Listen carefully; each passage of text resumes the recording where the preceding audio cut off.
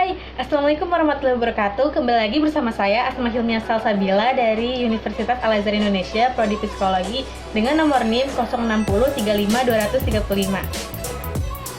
Kali ini saya akan menjelaskan tentang filsafat Eropa abad pertengahan.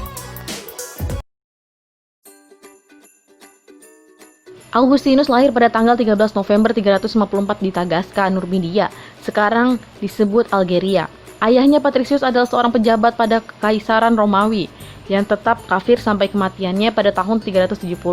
Ibunya Monica adalah penganut Kristen yang sangat amat taat.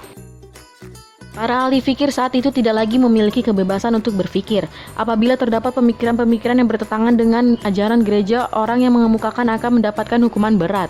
Pihak gereja melarang diadakannya penyelidikan berdasarkan rasio terhadap agama. Karena itu, kajian terhadap agama atau teologi yang tidak berdasarkan larangan yang ketat. Yang berhak melaksanakan penyelidikan terhadap agama hanyalah pihak gereja. Walaupun demikian, ada juga yang melanggar larangan tersebut dan mereka dianggap orang yang murtad dan kemudian diadakan pengajaran atau inkuisisi. Masa abad pertengahan ini juga dapat dikatakan sebagai suatu masa yang penuh dengan upaya menggiring manusia ke dalam kehidupan atau sistem kepercayaan yang fanatik dengan menerima ajaran gereja secara membabi buta. Karena itu, perkembangan ilmu pengetahuan terhambat. Dalam sejarah filsafat ada saat-saat yang dianggap penting sebagai patokan suatu era atau zaman. Karena selain memiliki zaman atau khas, yaitu suatu aliran filsafat bisa meninggalkan pengaruh yang sangat bersejarah pada peradaban manusia. Pada awal abad ke-6, filsafat berhenti untuk waktu yang lama. Segala perkembangan ilmu pada waktu itu terhambat. Hal ini disebabkan karena abad ke-6 dan ke-7 adalah abad-abad yang kacau. Karena pada waktu itu adanya perpindahan bangsa-bangsa yang masih belum beradab terhadap kerajaan Romawi, sampai kerajaan tersebut runtuh. Selanjutnya ada karakteristik pemikiran masa abad pertengahan. Menurut Herman, pada zaman ini dikenal aliran filsafat patristik dan skolastik berdasarkan teos. Filsuf terkenal pada masa ini adalah Augustinus dan Thomas Aquinas yang memunculkan ajaran Thomisme. Selain itu dikenal juga filsuf-filsuf muslim pada zaman kemasan abad pertengahan, yaitu Al-Kindi, Al-Farabi, Ibnu Sina, Ibnu Rus, dan Al-Ghazali yang menunjukkan hubungan mata rantai dengan sejarah filsafat Yunani atau adanya semboyan mistos logos theos. Thomas Aquinas merupakan murid dari Albertus Agung yang mengembangkan pemikiran Aristoteles. Filsafatnya adalah teologis yang memadukan pemikiran Augustinus dan Neoplatonisme dengan mempergunakan pemikiran Aristoteles.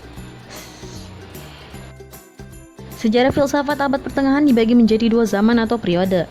Yang pertama itu ada patristik. Patristik berasal dari kata Latin patres yang berarti bapak-bapak gereja. Di dunia barat, agama Katolik mulai tersebar dengan ajarannya tentang Tuhan, manusia, dan etikanya. Untuk mempertahankan dan menyebarkan, maka mereka menggunakan filsafat Yunani dan memperkembangkannya lebih lanjut, khususnya mengenai soal-soal tentang kebebasan manusia, kepribadian, kesusilaan, atau sifat Tuhan. Yang kedua itu ada skolastik. Skolastik muncul pada abad ke-9. Para tokoh zaman skolastik adalah para pelajar dari lingkungan sekolah kerajaan dan sekolah katedral yang didirikan oleh Raja Karel Agung dan kelak juga dari lingkungan universitas dan orde-orde biarawan.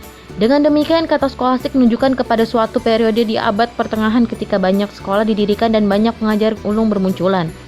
Namun dalam arti yang lebih khusus, kata skolastik menunjukkan kepada suatu metode tertentu, yakni metode skolastik.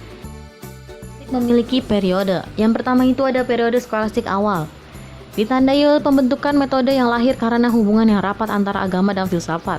Pada periode ini diupayakan misalnya pembuktian adanya Tuhan berdasarkan rasio yang murni.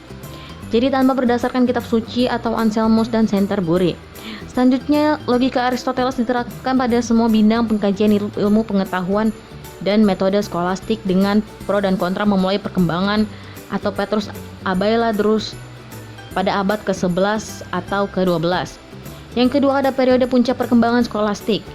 Periode puncak perkembangan skolastik dipengaruhi oleh Aristoteles akibat kedatangan ahli filsafat Arab dan Yahudi. Filsafat Arab memberikan warna dominan pada alam pemikiran abad pertengahan. Aristoteles diakui sebagai sang filsuf, gaya pemikiran Yunani semakin diterima. Keluasan cakrawala berpikir semakin ditandai perselisihan dengan filsafat Arab dan Yahudi. Sekian video yang dapat saya sampaikan. Mohon maaf bila banyak kekurangan. Wassalamualaikum warahmatullahi wabarakatuh. Thanks for watching.